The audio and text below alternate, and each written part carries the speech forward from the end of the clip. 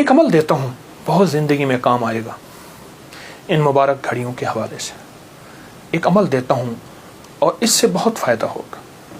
وہ عمل یہ ہے کہ آپ 2 تسبیح سورۃ فاتحہ کی پڑھیں، اول آخر 3 دفعہ درود شریف، اور سورۃ فاتحہ کی 2 تسبیح پڑھ کے اور اس کا ہدیہ حضور کے گھرانے کو ہدیہ کریں. اور اگر چاہیں تو 2 تسبیح سورۃ اخلاص کی پڑھ لیں، 2 تسبیح سورۃ اخلاص کی، اور اس کا ثواب حضور کے گھرانے کو ہدیہ کریں. اور یہ سورۃ اخلاص کا پڑھا ہوا ہدیہ اللہ کی رحمت سے نوروں میں، برکتوں میں اور اللہ کی رحمتوں میں پہنچتا ہے 100%. اور حضور کے گھرانے کو ہدیہ کریں. اور حضور کے گھرانے میں حضور کی بیویاں، بیٹیاں، داماد، نواسے، نواسیاں، یہ حضور کا گھرانہ ہے.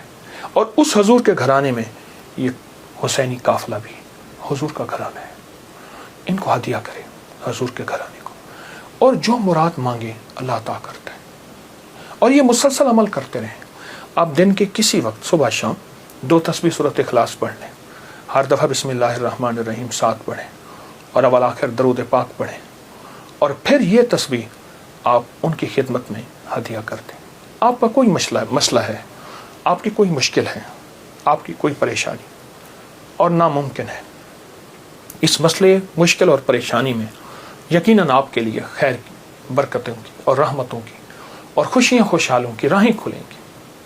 بے اولاد ہیں، بے گھر ہیں، بے در ہیں، درد مند ہیں، مریض ہیں، کوئی افاقہ نہیں ہو رہا، جادو، جنات، اثرات، بندشیں، ناکامیاں، مشکلات، راستے بند ہیں، کوئی زندگی کی مشکل ہے جہاں آپ کہتے ہیں کہ بس ہم ٹھہر گئے ہیں اور اس کا حل صرف موت ہے، اس کے علاوہ کوئی راستہ نہیں، تو آپ بہت زیادہ حیرت انگیز یہ وظیفہ اور بہت حیرت انگیز یہ تجربہ پائیں گے اور اس کی برکات پائیں گے.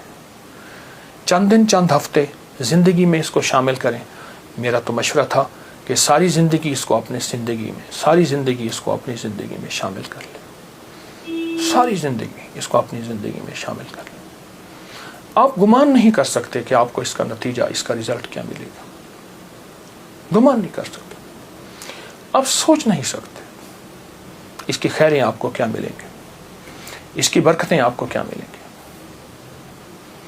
میرے پاس اتنے تنگ دست اور پریشان لوگ آئے جو زندگی کی بازیاں ہار چکے تھے اور جو خدا نخواستہ خودکشی کا سوچتے تھے اور برے برے خیال آتے تھے. میں نے انہیں کہا کہ 2 تسبیح صبح، 2 تسبیح شام پڑھ لو.